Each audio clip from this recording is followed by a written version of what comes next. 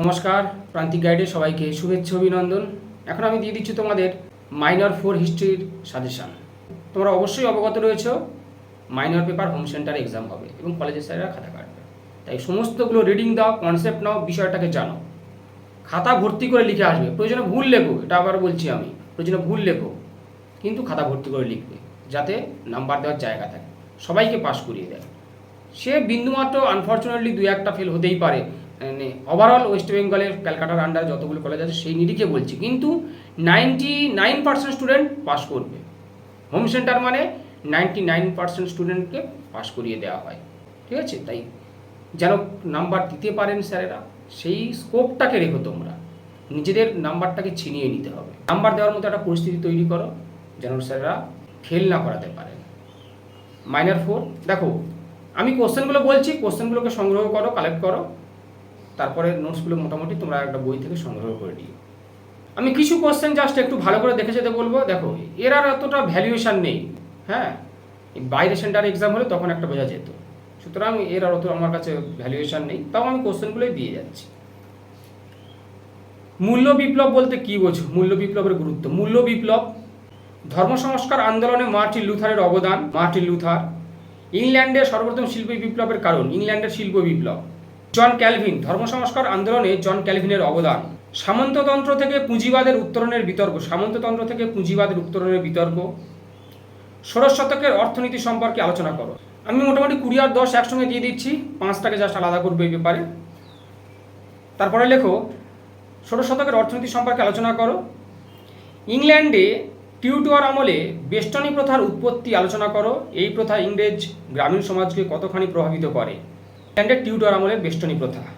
Renaissance বা নবজাগরণ কী, এর বৈশিষ্ট্য উল্লেখ করে ইতালিতে প্রথম নবজাগরণের পটভূমি কেন গড়ে উঠেছিল আলোচনা করো। নবজাগরণটা করবে, ইতালির নবজাগরণটা। ইংল্যান্ডের সংস্কার আন্দোলনে রাষ্ট্রের ভূমিকা। ইংল্যান্ডের সংস্কার আন্দোলনে রাষ্ট্রের ভূমিকা।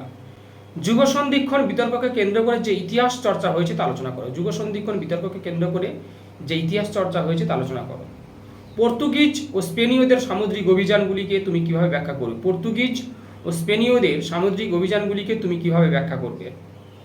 উগ্রবাদী ধর্ম সংস্কার বলতে কী বোঝো, কিভাবে তা রাজকীয় স্বৈরতন্ত্র বিরোধী একটি মতাদর্শের জন্ম দিয়েছিল। উগ্রবাদী ধর্ম সংস্কার বলতে কী বোঝো, কিভাবে তা রাজকীয় স্বৈরতন্ত্র বিরোধী একটি মতাদর্শের জন্ম দিয়েছিল।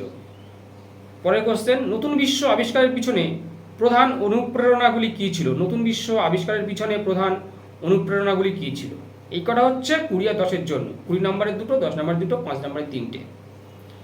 মোটামুটি এই কটাই, সব কটাই দেখে যাবে যেন লিখতে পারো।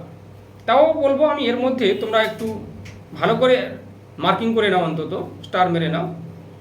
এর আর ফাইনালাইজ কি আর স্টার মারা না মারা কি, সবাই পাস, বসলেই পাস।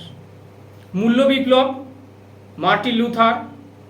শিল্প বিপ্লব, জন ক্যালভিন। সামন্ততন্ত্র, একটা স্টার মারো। রেনেসাঁ বা নবজাগরণ, ইতালির নবজাগরণ। যুগসন্ধিক্ষণের বিতর্ক, উগ্রবাদী ধর্ম সংস্কার আন্দোলন। এই কটা আগে মুখস্থ, তারপর অন্যগুলো। আবার বলছি সবাই পাস করে যাবে। 5-এর জন্য করবে অ্যানাবাপ্টিস্ট কি। অ্যানাবাপ্টিস্ট কি, জার্মানিতে কেন ধর্ম সংস্কার আন্দোলন হয়েছিল। লুথারের 95 থিসিস।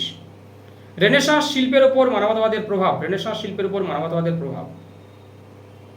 ইরাসমাস, খুব ভালো প্রশ্ন। ইরাসমাস, লুথারের 95 থিসিস, দামি প্রশ্ন। জন ক্যালভিন। আমেরিকা আবিষ্কারের কারণটা লেখো। আমেরিকা আবিষ্কার। ইউরোপে আধুনিককালের প্রাক্কালে সামরিক বিপ্লব বলতে কী বোঝো। ইউরোপে আধুনিককালের প্রাক্কালে সামরিক বিপ্লব বলতে কী বোঝো। ফিফ বা ভ্যাসালেজ। 1453 তাৎপর্য। 1453 তাৎপর্য।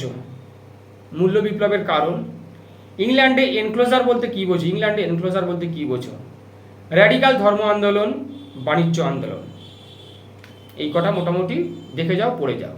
এর মধ্যে মোটামুটি আমি বলে রাখছি, অ্যানাবাপ্টিস্ট, 95 থিসিস, ইরাসমাস, ক্যালভিন, এটা তো বড়তে রয়েছে। আর ফিফ বা ভ্যাসালেজ, মূল্য বিপ্লব, এনক্লোজার, র্যাডিক্যাল, বাণিজ্য আন্দোলন, এই কটা একটু ভালো করে দেখে যাও। আবারও বলছি, সমস্ত অ্যান্সার টাচ করে আসবে, লিখে আসবে, কেউ একটাও কোশ্চেন ছাড়বে না। যদি ছাড়ো তাহলে কিন্তু ফেল করবে। সমস্ত অ্যান্সার লিখে আসো, পাস করে যাবে। হোম সেন্টার এক্সাম, কলেজে স্যার খাতা কাটবেন, সবাই পাস করবে। তাই সমস্ত অ্যান্সার টাচ করো, আমি কোশ্চেনগুলো বললাম, কারণ সিলেবাস তো হিউজ।